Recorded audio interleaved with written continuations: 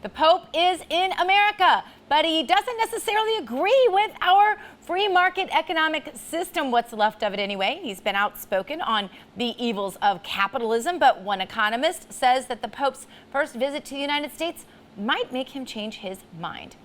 Jay Richards from Catholic University of America joins me now. Welcome, Dr. Richards. Thank you for being with us. My pleasure. Thanks for having me. Now, some of the Pope's comments have gotten people really riled up. You're a Catholic. Not just his comments specifically on capitalism, Dr. Richards, but also his comments on things like global warming being a cause of poverty, when many of us who believe in the free market system find that the science doesn't necessarily concur. I guess nobody can expect the Pope to understand politics when that's really not what he's supposed to understand most of all. It should be obviously the whole everything Catholic, the Bible and all of the Catholic writings and the history and all of that. But he's commenting on these things. So what is the degree of responsibility of the Pope to understand these issues before he speaks on them within the papal rules? Yeah, well, I mean, Catholics believe that God protects the Pope from very specific claims having to do with faith and morals. In other words, we think that God will protect him from making doctrinal errors, but there's no belief, and the popes have never taught this, that their opinions on any particular matter are any more authoritative than anything else. And so a faithful Catholic is free to disagree with the Holy Father on some complicated question of climate science. It's not a claim of the Catholic faith that the climate be precisely sensitive to CO2, for instance, or something like that. And so you've got to look at the Pope and say, okay, well, he's speaking in his authority as a Pope on principles, Catholic principles that we call Catholic social teaching. He's articulating those, but when he is applying them to specific economic questions or specific climate questions, that's not, of course, the source of his authority. And so it doesn't, just simply because he's the Pope, that doesn't mean that Catholics have to agree with every detailed claim that he makes. And I think that's what makes it difficult to cover him, and that's what's difficult when it comes to these economic questions, because he's never actually directly experienced a free market economy. I mean, insofar as the United States is that, he's never been here before. He lived his entire life in Argentina, which is very much a crony capitalist system. It's like 169th in the list of the Index of Economic Freedom out of 178 countries. In other words, 169th on the list. And so this is a very unfree country. This is not a free market paradise. That's the kind of capitalism, if you want to call it that he's experienced. And so the statements that he makes about capitalism and the free market, I think you have to look at them in light of his experience. He hasn't experienced the sort of glories of the market, and so I think that's why it's going to be a new experience for him. But Dr. Richards, I'm not sure that every Catholic understands that that maybe what you explained about that his opinions on, for example, United States political policy aren't what they are supposed to believe. Do you think the average Catholic understands that?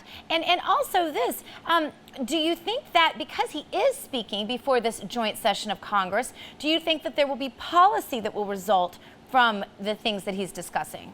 I don't know if there'll be specific policy. I do think because he's speaking to a joint session of Congress, everybody's going to try to co-opt him, both the Republicans and the Democrats. I do think that for Catholics, there are negotiable issues and there are non-negotiable issues. And so questions about marriage and life and religious freedom, these are fundamental claims of the faith. On the other hand, the detailed policies about how best to help poor people, we believe as Catholics that we're supposed to be concerned about our fellow human beings and about the poor, but there's no specific policy. The Church does not specify detailed policy in that way. And so while Catholics, there may be some Catholics that think that's how it works, that's just simply not how authority, it's not how the teaching of the Church is. We propose specific general principles, but not detailed policies. In fact, it's supposed to fall to lay people in their various expertise to actually apply these things. So that's why professors of economics, for instance, talk about these things and try to explain these things to lay people. So your experience with those lay people within the Catholic Church, do you hear this thought that you have resonating with them? I mean, do they understand that this is for interpretation more on the local level, and that this Pope, for example, as you said, was raised in a very crony capitalist society, so he may have a bad impression of that, and that's not what they're supposed to be listening to him on in the first place? Well, I don't know that the average Catholic necessarily knows that, but I also don't think the average Catholic reads a papal encyclical. So, for instance, Pope Francis' encyclical this summer, Laudato Si, which you said, of course, said a lot about global warming and climate. It also had a heck of a lot to do with what he calls the human ecology, the role of the human person in the natural environment. Very few people probably read that document. It's a couple of hundred pages long, but in the document itself, it says that the church does not specify detailed scientific and economic questions. And so even in the documents that talk about these things, it's very clear that while the Pope has opinions on this and is trying to apply these principles to public policies, he doesn't sort of dictate at that level how Catholics are supposed to understand these things. What makes you optimistic that he might learn something about our free market system by being here?